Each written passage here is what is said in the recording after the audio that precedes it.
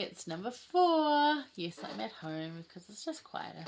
Okay, this is probably where I'm going to be for the rest of the year if you missed the others and didn't quite get that spell. Might get a little squeaky chair. This one's a bit squeaky. Okay, so I'm going to go to verse 17, chapter 1 of Joseph Smith history. Remember, there's only one chapter, and we're only going to do verses 1 through 26. And I just picked some that really felt to me that I could teach you some stuff about, maybe, or remind you.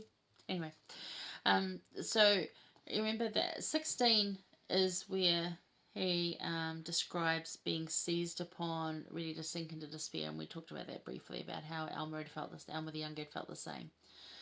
And then the moment that he could break free of that and call to the Lord, that pillar of light appeared above him, above the brightness of the sun, which, if you've been out on a sunny day going, because I have, that's pretty bright, so that would have been kind of cool. I can imagine doing this whole, like that.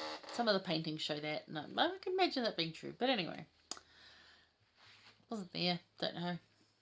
I'm just going by what the artists say, right? But we're going to go to verse 17. So verse 17 says, "It no sooner appeared than I found myself delivered from the enemy which held me bound. When the light rested upon me, I saw 2 personages, whose brightness and glory defy all description, standing above me in the air. One of them spake unto me, calling me by name, and said, pointing to the other, This is my beloved Son, hear him." Now, this is one of the few instances in the scriptures where Heavenly Father speaks, and that he's heard being spoken. Not just Jesus Christ, Heavenly Father. We hear a lot from Jesus Christ because he was actually on earth here, but not much that we hear from Heavenly Father. And it's usually about, "This is my Son, hear him," which is why we did the whole Hear Him, hashtag Hear Him campaign. Now, hear him is an action of mind and soul. So it's an invitation to hear him, but it's also an action that we take on, because if we're going to hear him, then we need to be aware, like hearkening, like we discussed last week. Hearkening isn't just listening. Hearkening is so much more. It involves a whole lot more, and so does hear him. Now, when I was talking about this last year, someone said to me, "Oh, I'm so sick of seeing all those hashtag hear him things around." And I said, well, then maybe you haven't quite figured it out yet.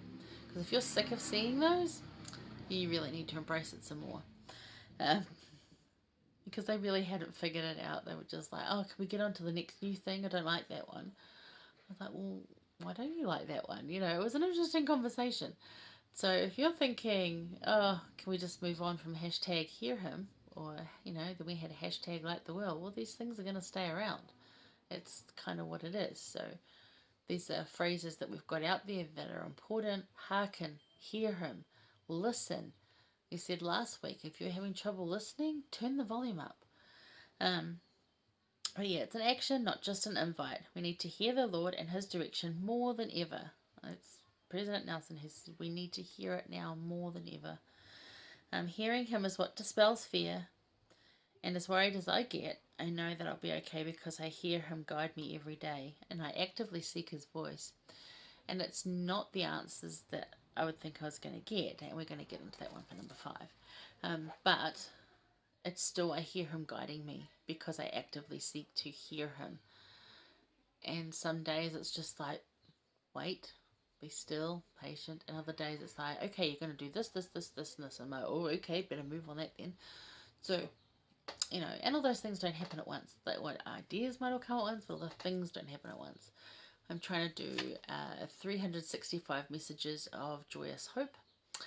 And I've asked a whole bunch of people, and I wanted one for every day of the year. So far I have 26, and tomorrow is the first day of the year where the first one drops. So if you see those and you want to be part of it, please do, because I need a whole bunch more. I didn't really have to specify that it came over a year, but 365 is a year. So I'm kind of hoping to have one every day, and they don't need to be so deep and meaningful to have you ponder for hours on end. Some of them are just happy things, simple little thoughts, and any age group too. I've got some kids in there, some youth, some old people, young people, everybody.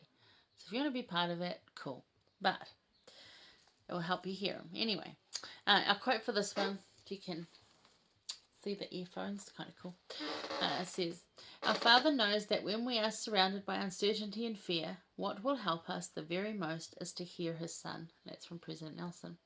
So yeah, I'm often surrounded by uncertainty and fear and just not knowing what to do next, how to make it happen or anything. And I'm just like, what? You wanted me to do this? How do I do it? Help me to know. And it's what helps is to hear him, hear Jesus Christ. And then I'm like, oh, okay. Because it's very subtle. It can come through in different ways. So you got to practice it. Anyway, hear him.